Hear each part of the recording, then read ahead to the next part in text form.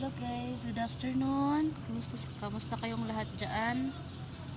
Andito po tayo sa kanto. Anong ginagawa natin dito? Tayo ay naghihintay ng aking alaga. Dahil hindi makapasok yung bus doon sa amin. Kasi simula nung nagbaha, nung umulan, ayun, yung tubig na stuck, kaya inayos yung kalsada, kinuha yung tubig sa ilalim kasi yung mga electricity sa ilalim nagmula.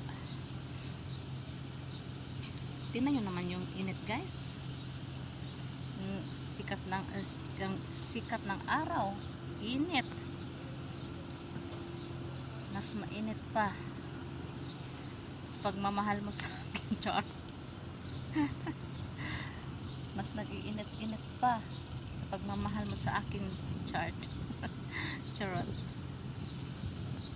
Yun guys, hindi pa ako naghintay dito, wala pa yung alaga ko.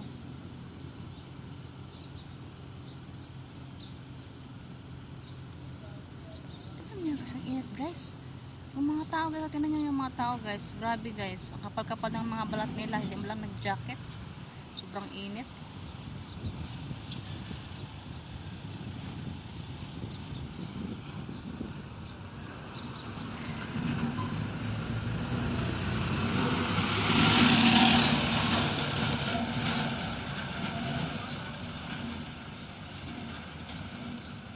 Tinawagan ko yung aking amo, natawagan yung bus driver kung saan na yung aking alagang lalaki, kasi yung alagang lalaki kasi darating is 1:45, ngayon is 1:56 na.